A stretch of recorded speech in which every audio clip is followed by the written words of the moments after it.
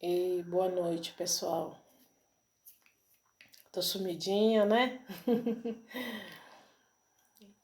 Boa noite não, boa madrugada, gente. Agora é madrugada do dia 21 para o dia 22 de novembro de 2023.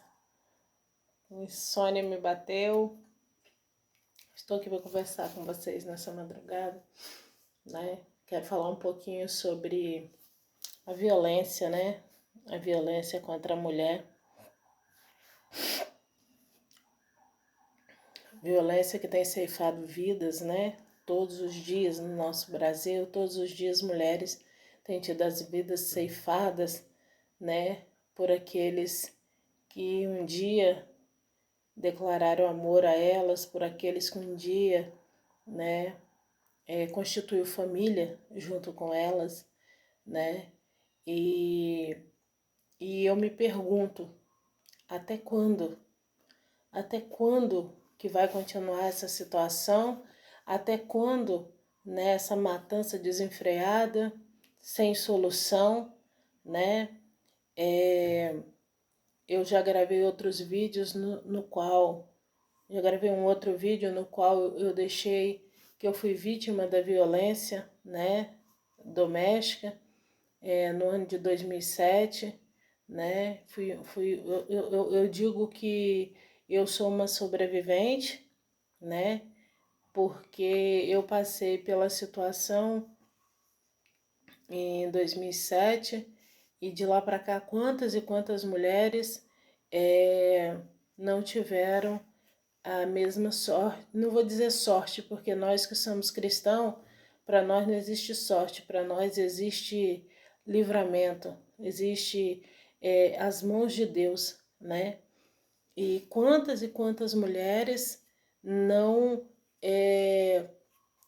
não tiveram esse recurso, não tiveram essa ou por segunda chance, vou dizer assim, né? Tiveram as suas vidas ceifadas, né? Deixando para trás filhos órfãos, deixando para trás saudade para um pai, para uma mãe, para irmãos e principalmente para os filhos, né?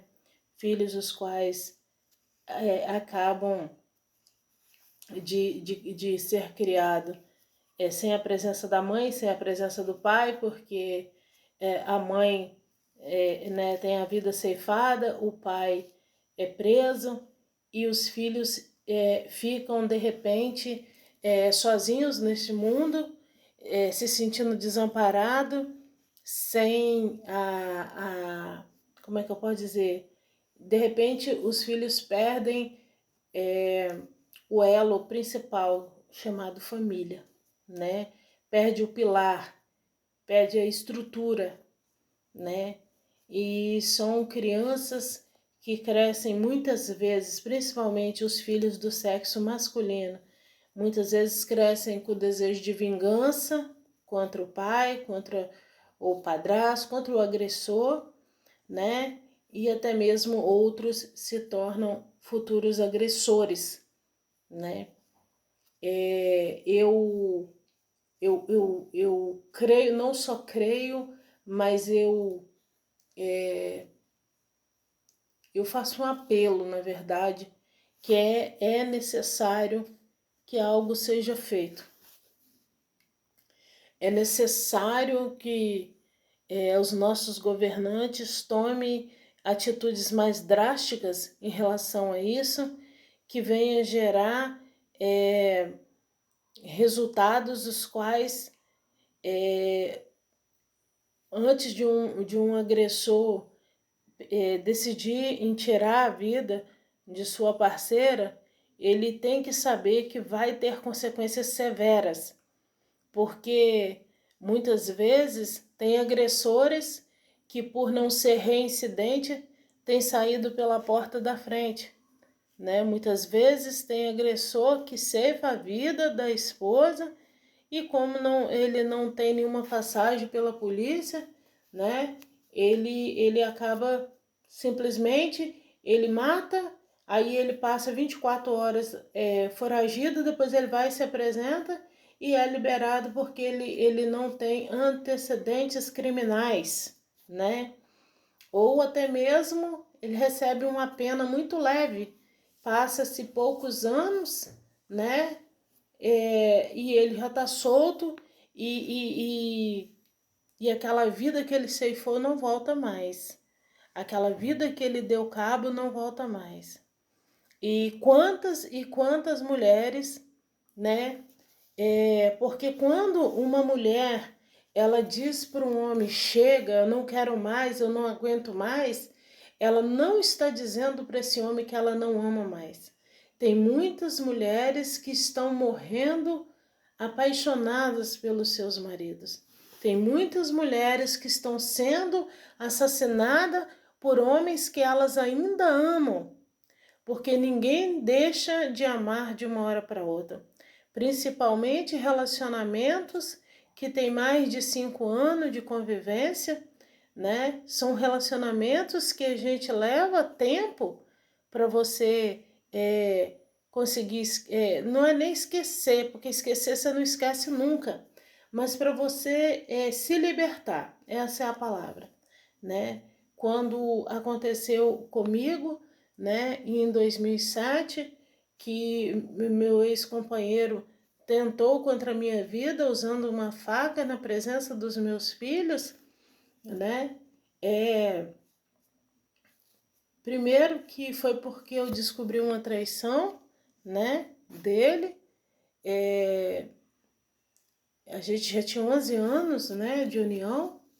E quando eu decido por não continuar, não é porque eu não tinha sentimento, mas é porque quando você está com alguém, existe, quando você se casa, quando você sela uma união com alguém, quando você constitui família com uma pessoa, existe um compromisso com aquela pessoa, existe um compromisso de fidelidade, existe um compromisso de respeito com aquela pessoa.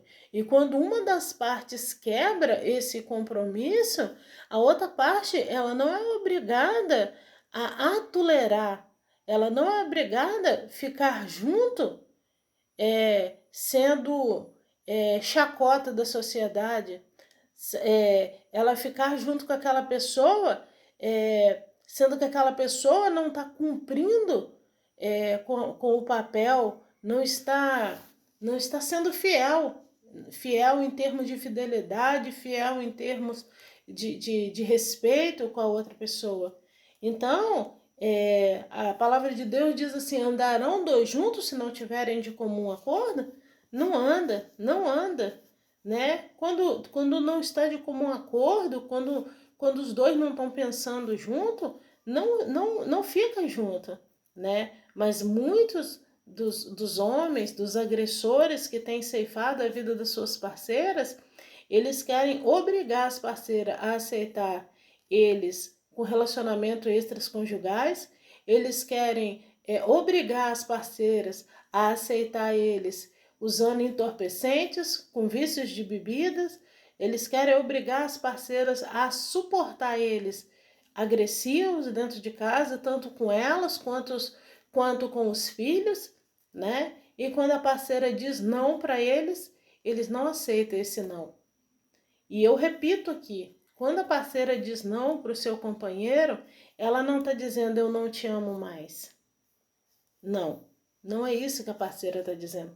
Inclusive tem muitas mulheres que quando sai de um relacionamento, ela demora às vezes anos para ela conseguir se relacionar com outro homem, porque ela ainda ama aquele parceiro do qual ela se separou.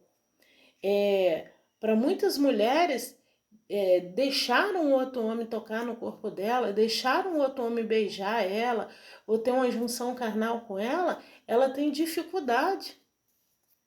Ela tem dificuldade. Porque muitas vezes ela sai de um relacionamento, né? Ela sai contra a vontade dela.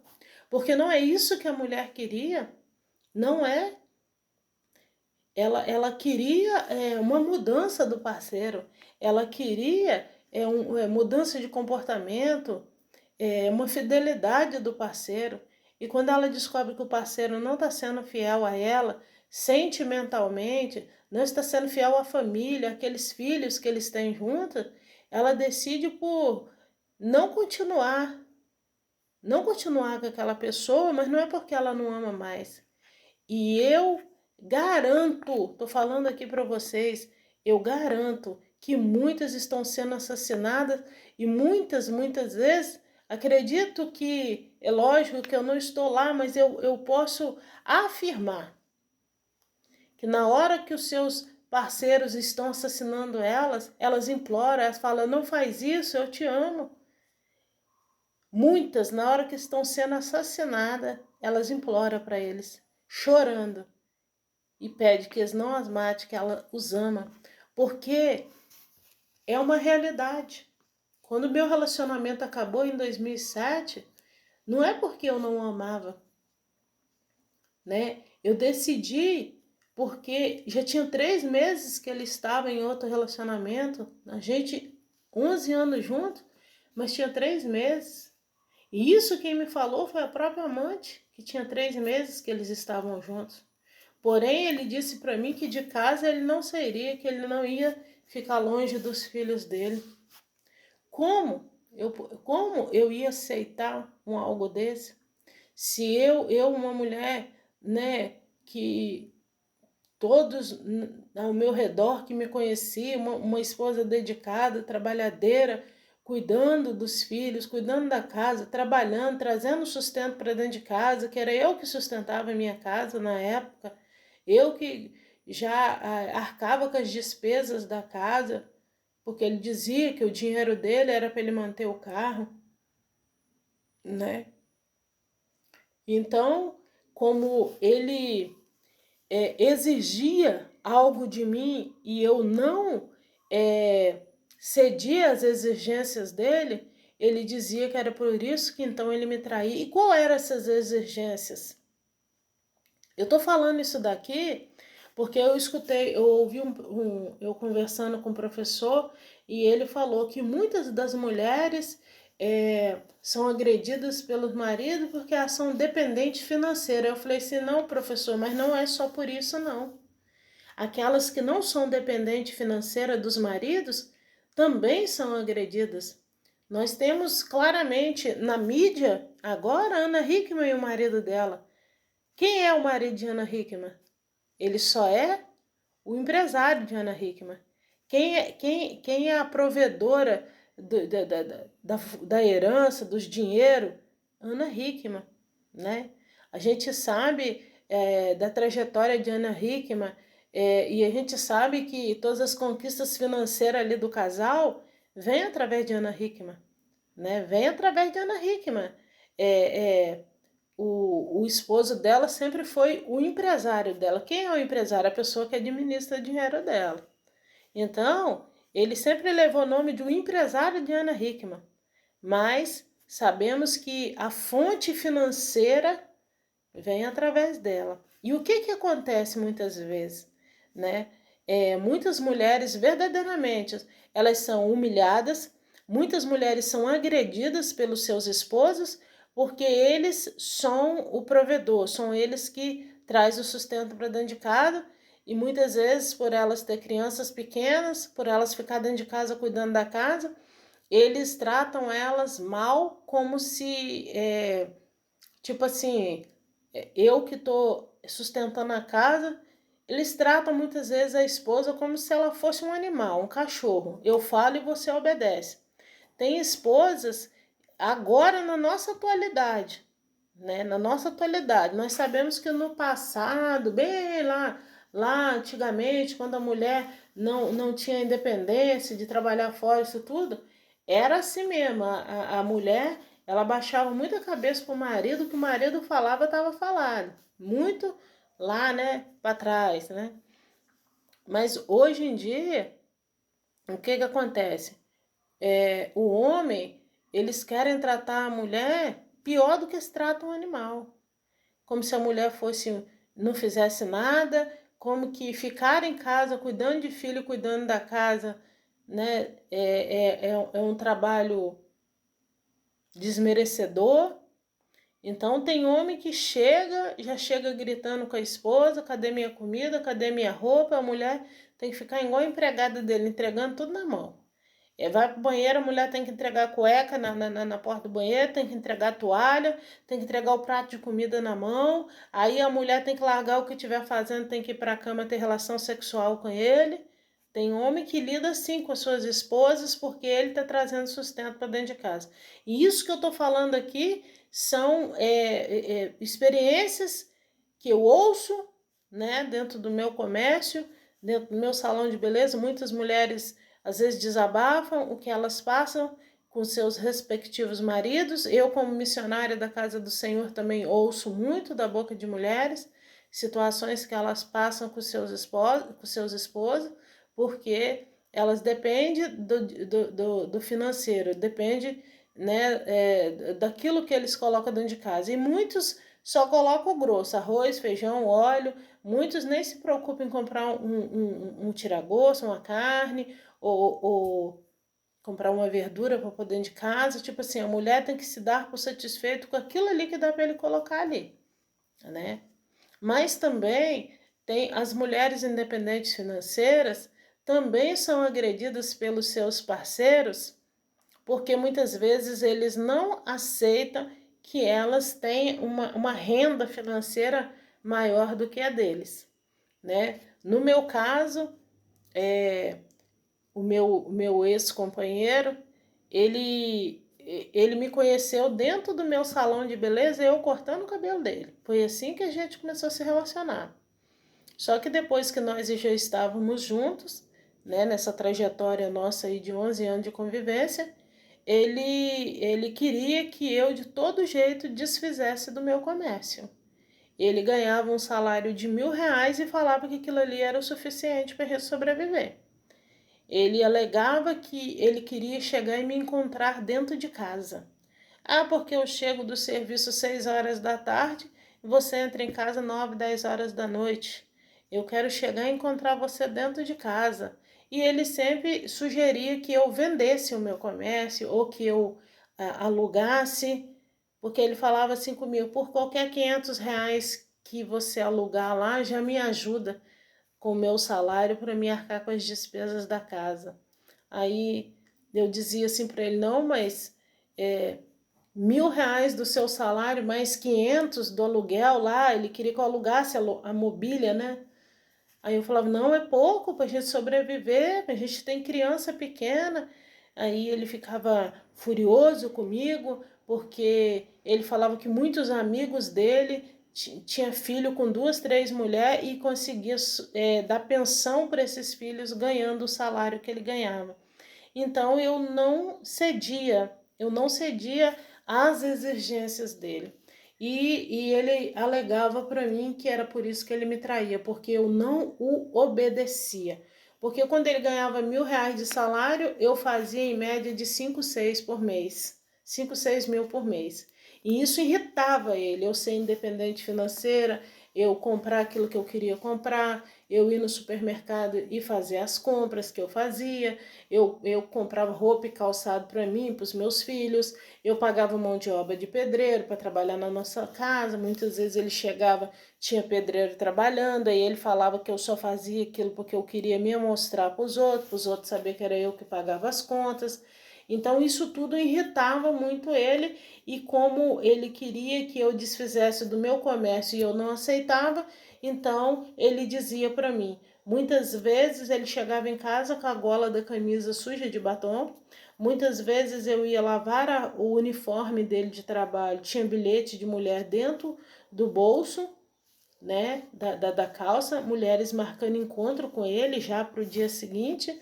Então, e era a justificativa dele para mim. Eu te traio porque você não me obedece.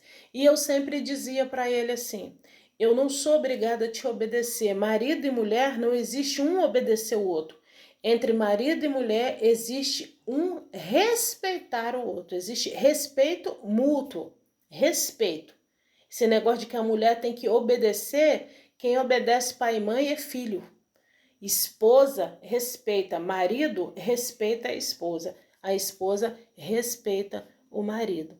Então, e ele me humilhava dizendo para mim: você não chega aos pés do tipo de mulher com quem eu te traio, porque eu te traio com mulher que tem faculdade, você não passa de uma burra.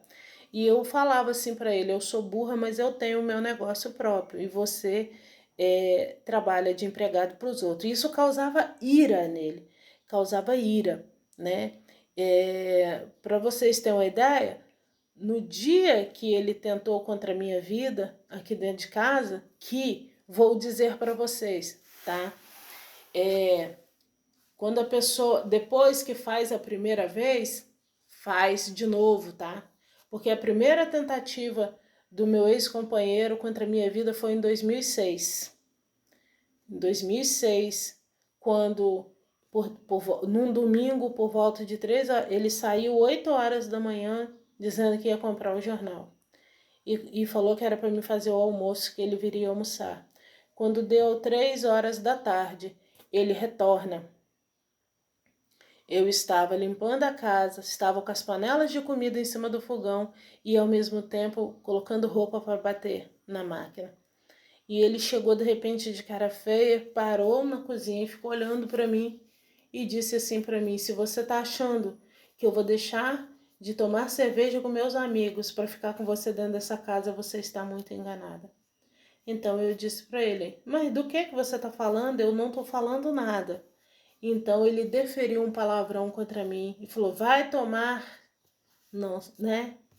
Para quem sabe ler um bom entendedor basta. E eu falei com ele: vai você. E quando eu falei assim, eu estava na beira do tanque, as panelas de comida em cima do fogão. Ele foi até mim e me deu uma rasteira, que eu caí no chão. A minha área de serviço estava toda molhada, eu caí no chão. E nisso que eu caio no chão, ele jogou as panelas de comida tudo no chão. Tinha uma panela de arroz, panela de feijão cozinhando, panela de frango fritando. E quando eu vi a panela de pressão no chão, eu fiquei com medo dela explodir. Eu vim engatinhando, porque o chão estava molhado, da área de serviço para a cozinha, para ir na panela de pressão. E quando eu cheguei perto da panela de pressão, no chão da cozinha, para pegar na panela de pressão, quando eu olho para trás, ele estava com a faca na mão para fincar nas minhas costas. Isso em 2006. E eu saí de 4 pés, peguei pelo corredor para a sala. E ele falou comigo: se você sair na porta, eu te mato no meio da rua. E eu ali parei e fiquei sentada chorando. Aí ele largou a faca e ligou para os parentes dele e disse: eu acabei de cometer uma desgraça aqui em casa. Isso em 2006. Depois me pediu perdão, falou comigo que quando ele estivesse nervoso eu tinha que calar minha boca, eu não tinha que ficar rebatendo com ele, porque o que deixou ele ficar o que fez ele ficar nervoso foi quando ele me mandou ir tomar não sei aonde e eu retruquei ele, por isso que ele ficou nervoso, mas que aquilo não ia se repetir mais, que ele não podia ficar sem mim, sem os filhos. Isso em 2006. Quando completou 1 ano, 2007, novamente. Mas foi porque eu descobri a traição. Descobri um número de telefone, liguei para a pessoa confirmou que tinha 3 meses já que estava junto com ele. E eu cheguei em casa e falei com ele: vamos conversar? E quando eu citei para ele assim: eu conversei com a fulana hoje. E ele mais uma vez, ele pulou de cima da cama, era umas 6 horas da tarde, pulou de cima da cama, me pegou de soco dentro do quarto, me pôs para fora do quarto à base de soco. Ele só estava de short. Então ele pegou, colocou a roupa e já foi direto para a cozinha e passou a mão na faca. E pegou o documento do carro, porque o carro estava no meu nome, era a faca numa mão e o documento do carro de compra e venda na outra mão. Ele levava uma mão para o meu lado pedindo para mim assinar o documento do carro e ao mesmo tempo ele tentava deferir facadas em mim com a outra mão. Isso aconteceu comigo em 2007, meus filhos presenciaram isso, meus filhos imploravam para ele não me matar, principalmente meu filho mais velho que tinha 9 anos de idade na época, o mais novo tinha 5, né? E ali meu filho gritava, pai, não mata minha mãe, tô te pedindo, por favor, não mata minha mãe. E num determinado momento, quando ele olhou para trás, para o meu filho, a faca caiu da mão dele. Ele pegou a chave do carro, pulou pela janela do nosso quarto, porque eu estava na sala, encurralada atrás do sofá, nesses momentos que ele tentava me deferir, facada.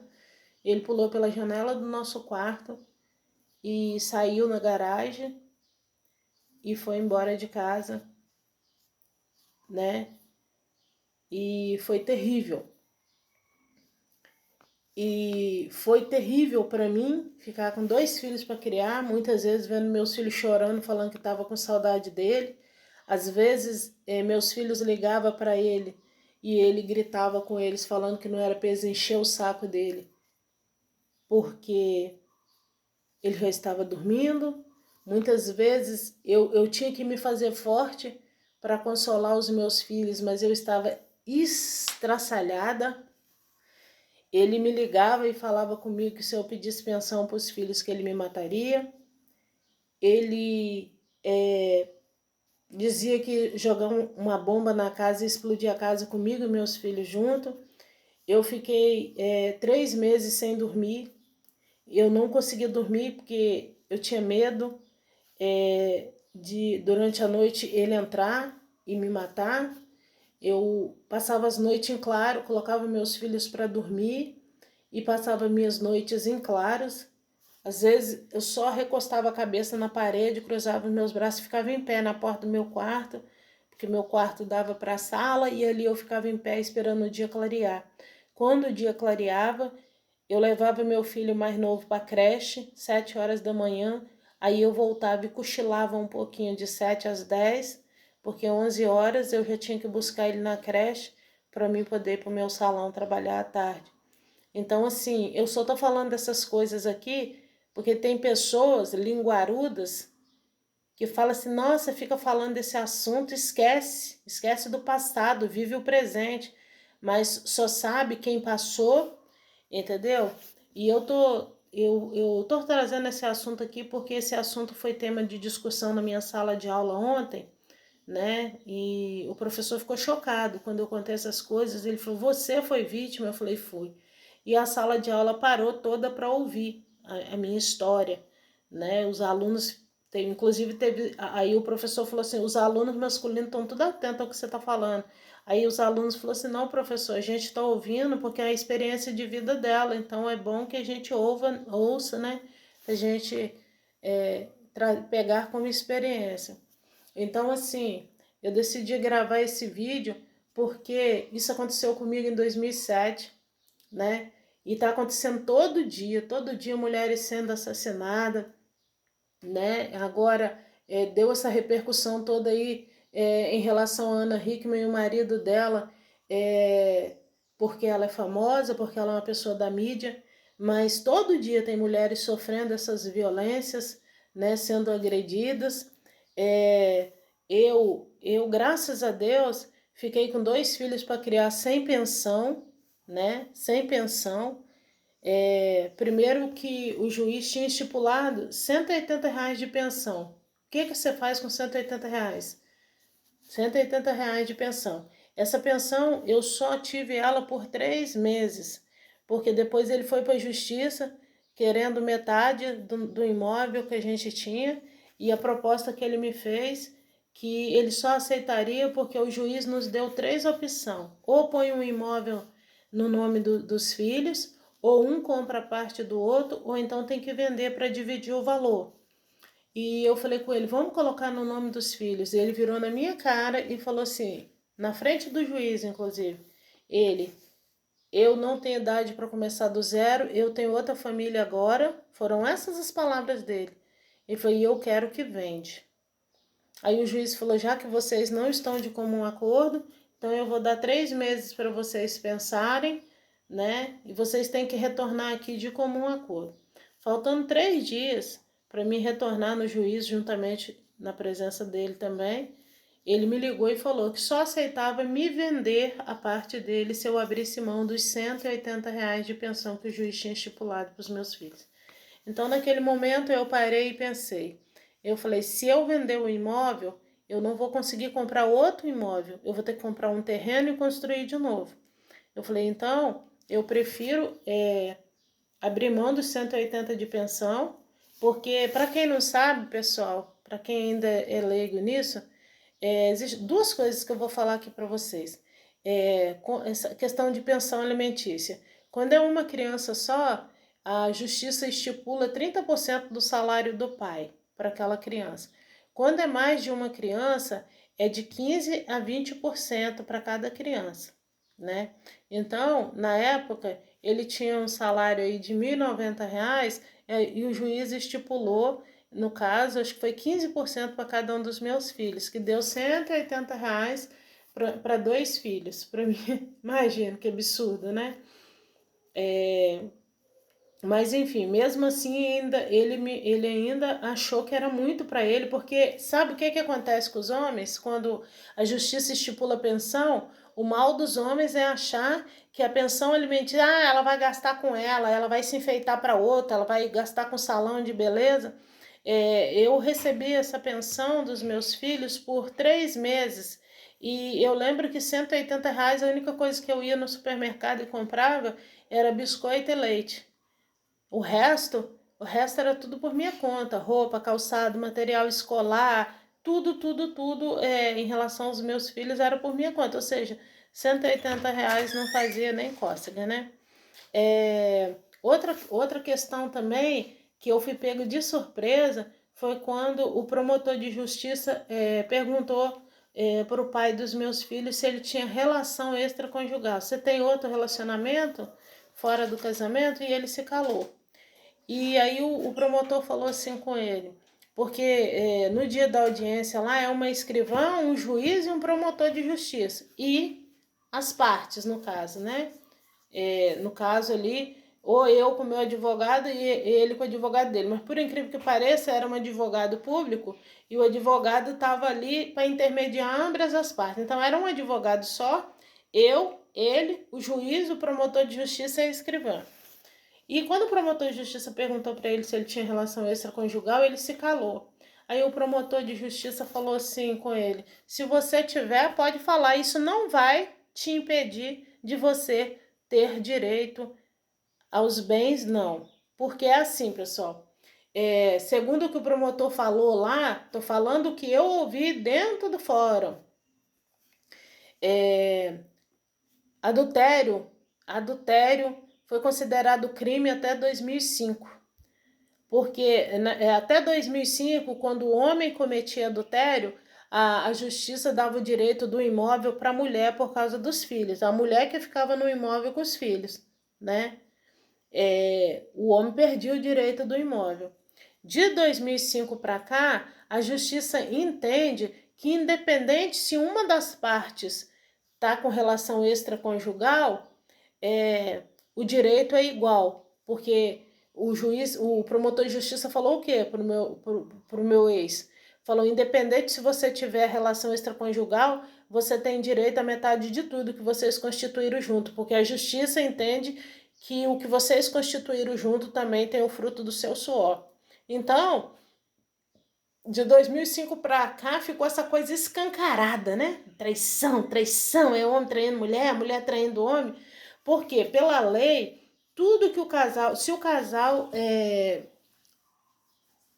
casou com comunhão de bem, comunhão parcial de bem, comunhão total de bem, independente se o casal tiver relação extra, se uma das partes tiver relação extraconjugal, a justiça entende que a outra parte tem direito à metade de tudo que foi constituído junto. Então, como que ficou a minha situação? Quando eu me separei, né, a gente tinha um automóvel e tinha um imóvel, né, que era a casa que a gente tinha acabado de construir novinha, né? Tinha só 2 anos que a gente morava na casa. Então, ele tinha direito a metade da casa e a metade do carro, né?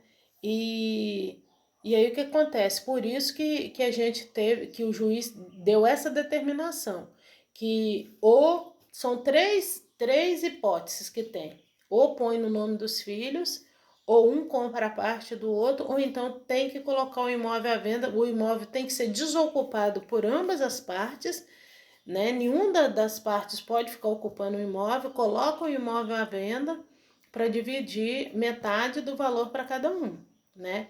Por isso que ele queria que vendesse, eu optei por pôr no nome dos filhos, o juiz foi e determinou que nós retornássemos 3 meses depois em comum acordo, ou seja, ele deu 3 meses para nós se entender e chegar lá em comum acordo.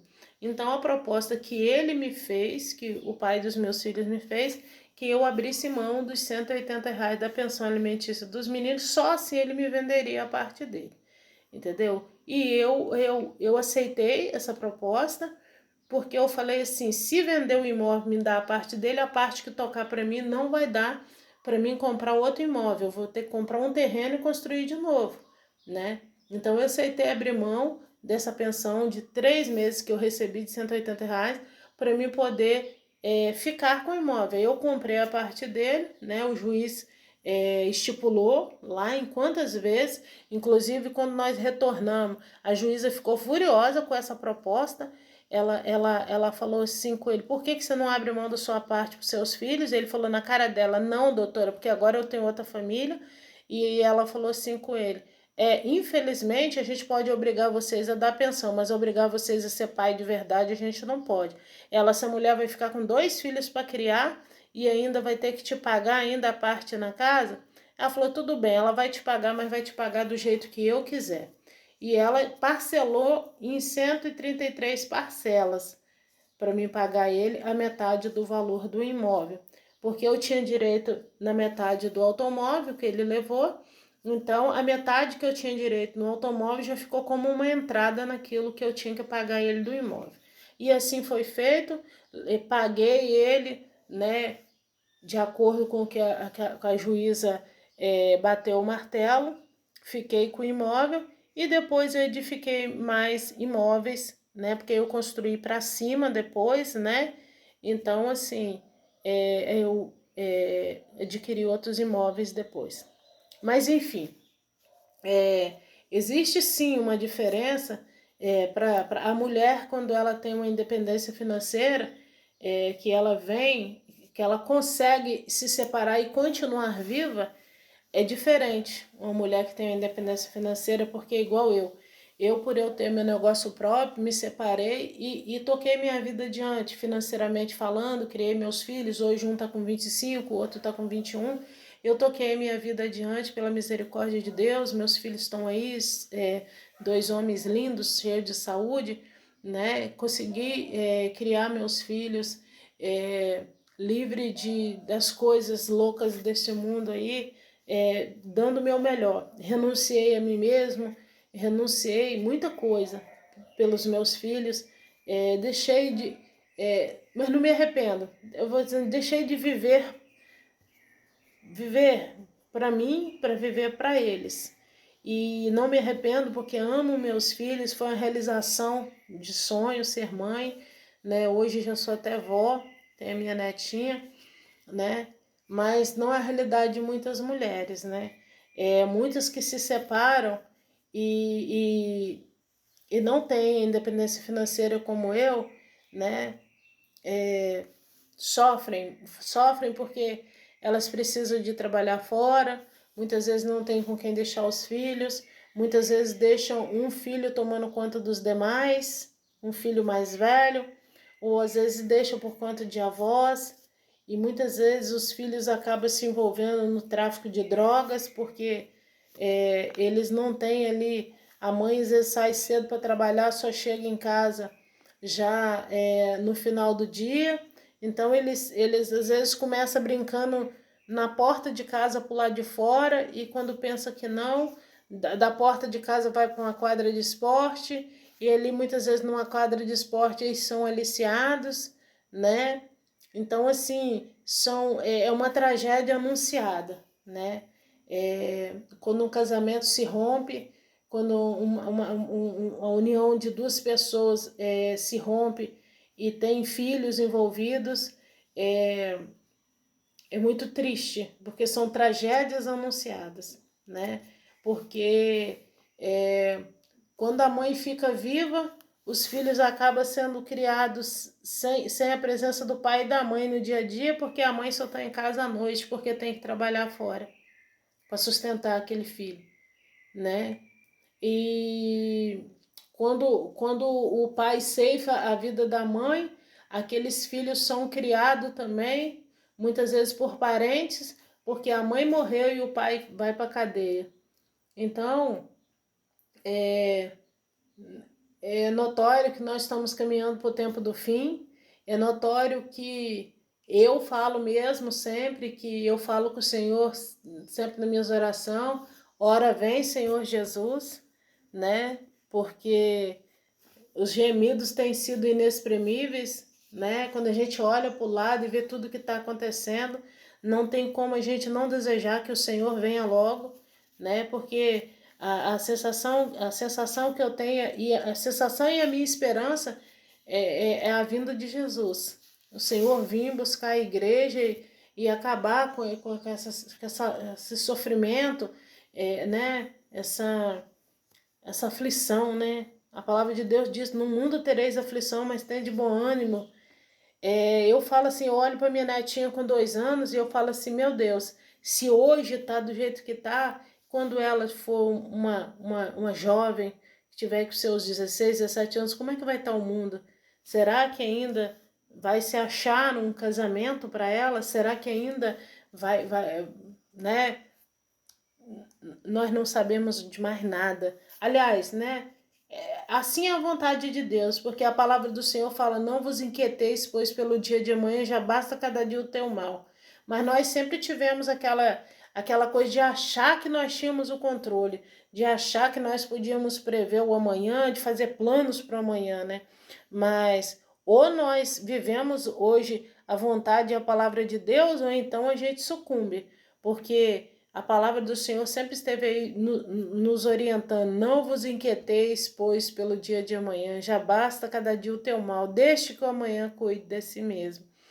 Mas, enfim, pessoal, estou deixando isso aqui porque, inclusive, na discussão que nós tivemos em sala de aula, e eu falei com o professor, tem que haver um basta. Os governantes precisam de criar uma política, precisam de criar leis mais severas, precisa de ter punição severa, porque enquanto não tiver uma punição severa, vai continuar essa matança desenfreada contra mulheres, mulheres morrendo é, por não aceitarem as imposições dos companheiros. Porque eu repito aqui nesse vídeo, mulheres estão sendo assassinadas e elas morrem amando os seus companheiros, né? Porque repito também, ninguém sai de um relacionamento e deixa de amar de um dia por outro. A maioria das mulheres que estão morrendo, elas têm um mês, têm dias que decidiu por não continuar aquele relacionamento abusivo, né? A maioria delas tem meses que se afastou. Mas o afastar delas não significa que elas não amam mais. Só que eles criam um desespero dentro da cabeça deles, ao invés deles pensarem em se consertar para reatar um relacionamento e viver em paz, eles já põem na cabeça que aquela mulher largou eles porque ela tá com outro, que ela largou eles e eles têm assim aquele desespero na cabeça, se não ficar comigo, não fica com ninguém. Parece que ele só pensa no lado sexual do término de uma relação. O homem, quando a mulher fala chega, eu não aceito mais essa situação, ele na mente dele ele só consegue visualizar aquela mulher se deitando com outro homem, tendo relação sexual com outro homem.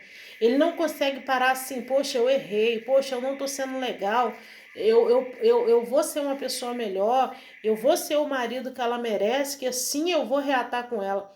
Porque a esperança de toda mulher que sai de um relacionamento frustrado, de um relacionamento abusivo, ela sai na esperança de que muitas inclusive morrem, porque decide dar uma segunda chance, decide voltar e dar uma segunda chance, entendeu? E muitas vezes ela volta, tem uma mudança momentânea, mas passado um tempo depois volta tudo de novo e aquela pessoa que ela deu uma segunda chance acaba ceifando a vida dela, né? Então mulheres estão morrendo apaixonadas ainda por esses maridos. Eu falo que eu levei um bom tempo, porque, igual eu tô falando, quando a mulher sai do relacionamento, ela sai porque descobre que está sendo traída, ela sai porque ela está sendo agredida fisicamente, ela sai porque aquele parceiro usa drogas, ou que aquele parceiro é um alcoólatra, que agride ela, que agride os filhos, que ela vem vivendo uma situação de vergonha diante da parentela, diante de vizinhança. Então ela decide por não continuar. Mas na maioria das vezes o agressor, ele, quando a mulher fala não quero mais, aí ele se sente como a vítima da história. Ele se sente envergonhado. Não, para mim tá sendo uma vergonha. Ela me largar uma vergonha para mim diante da sociedade, diante da minha parentela. É como quem assim, para onde que eu vou agora? A maioria dos homens que se separa, eles às vezes já não tem pai e mãe vivo mais, então ele não tem a casa dos pais para ele voltar, e ele fica como um peixe fora d'água, como se ele não soubesse parar e raciocinar e falar, não, eu vou tocar minha vida, eu vou dar um jeito. Quando a mulher fala, chega para ele, parece que ele perde o chão dele, parece que ele perde o chão, porque para o homem tem uma dificuldade de admitir o quanto que ele precisa da esposa junto com ele, né? Porque o homem, ele trabalha muitas vezes e traz sustento para dentro de casa, mas quem administra a casa é a mulher que cuida de tudo. E ao invés do homem dar valor a essa mulher e falar assim, não, eu me casei com você, eu preciso de você junto comigo, eu te amo, eu preciso da sua parceria, eu preciso do seu companheirismo, né? Eu não posso ficar sem você, mas não, né? Quando a mulher se cansa de tanta humilhação, de tanto sofrimento, de tanta traição e fala chega, porque igual eu repito aqui para vocês, o meu ex queria que eu aceitasse ele ficar comigo e ficar com outra lá fora. Já tinha 6 meses que ele nem em mim não tocava, mas ele dizia, daqui eu não saio porque eu não vou ficar longe dos meus filhos. Para vocês terem uma ideia, nesses 6 meses, primeiro ele começou a dormir no sofá, depois ele jogou um colchão dentro do quarto dos meus filhos e dormia num colchão entre a cama dos meus 2 filhos. Né? E todo final de semana ele saía na sexta-feira e chegava, às vezes no domingo, 10 horas da noite, passava o final de semana com a amante, numa cidade próxima daqui, porque ela tinha parentes na cidade, e ele, para não ficar com ela aqui na cidade que eu moro, ele ia para uma cidade próxima daqui. E queria que eu aceitasse isso. Eu falei, não, já que você quer ficar com outra pessoa, então aqui você não vai ficar. Então foi quando ele decidiu por então, né? Não, não é assim não, você não vai ficar com tudo sozinha, né? Então são essas coisas que acontecem. Deixando claro que nesse vídeo eu vou encerrar, já 50 minutos já de vídeo. Eu repito, a violência ela atinge as mulheres que são dependentes e atinge as que são independentes. As mulheres independentes, os homens nos vê como concorrente deles. Eles não conseguem nos ver como aquelas assim, poxa, eu posso ir longe com essa mulher. Poxa, minha mulher é independente, nós vamos crescer, nós vamos conquistar tantas coisas juntos. Não, homem não gosta de mulher independente financeira. Quando o homem tem uma esposa que é independente financeiro, ele lida com ela como se ele estivesse lidando com outro homem, como se ele estivesse concorrendo com outro homem. É difícil o relacionamento. A gente nós que somos mulheres independentes, que temos uma vida financeira independente, é muito difícil o relacionamento. A gente muitas vezes é complicado até de falar, mas a gente muitas vezes tem que ter como se não tivesse para poder viver bem, porque eles não lidam bem com essa situação. Eles se sentem diminuídos, eles se sentem inferiores e é terrível, né? E muitos tentam, quantos homens que eu conheço, homens que a mulher independente, quando ele conheceu, que tinha lojas, ele obrigou ela a desfazer de tudo que tinha e ficar quieta dentro de casa para ele aparecer. Eu conheço uma pessoa que a mulher tinha loja em shopping, tudo. Ele fez ela fechar, pegar o dinheiro e investir nele, montar uma academia para ele. E ela tinha que ficar quieta dentro de casa enquanto ele estava na academia. E ele teve coragem de falar comigo que ele ainda traía ela com as alunas da academia ainda, com as clientes da academia, né? Então, assim, são situações adversas que acontecem, mas eu encerro meu vídeo aqui dizendo, basta, né? Até quando? Até quando vai continuar essa violência contra as mulheres, né? Até quando famílias vão ser destruídas, vão ser deslaceradas, né? Por causa dessa violência. Algo precisa ser feito pelos nossos governantes, alguma lei mais severa, com punição severa, porque o homem que estiver pensando em fazer alguma tragédia contra a sua parceira, se ele souber que existe uma lei severa, se ele souber que existe uma punição severa para ele vai pensar 2 vezes antes de fazer. Porque a nossa sociedade está sendo dilacerada. O conceito de família já não existe mais. Porque são famílias que estão sendo deslaceradas todo dia. Todo dia no nosso Brasil são, né, dezenas de mulheres sendo assassinadas, filhos ficando órfãos de pai e mãe. Porque é a mãe que vai para debaixo da terra e o pai que vai para trás das grades. E os filhos são criados por parentela. E muitos crescendo revoltados, querendo vingança contra a vida da mãe, e muitos até mesmo se tornando futuros agressores como o pai, né? Então, eu deixo aqui, né, esse vídeo para uma reflexão e também como um apelo. Algo tem que ser feito. Já chega, já chega. Basta, basta a violência contra a mulher, basta. E isso tem que partir dos nossos governantes, isso tem que partir do Congresso Nacional, tem que partir dos deputados, senadores, votarem leis que venham solucionar essa questão, porque senão, se a humanidade resistir a mais 10 anos na face da Terra, o negócio vai estar feio, viu?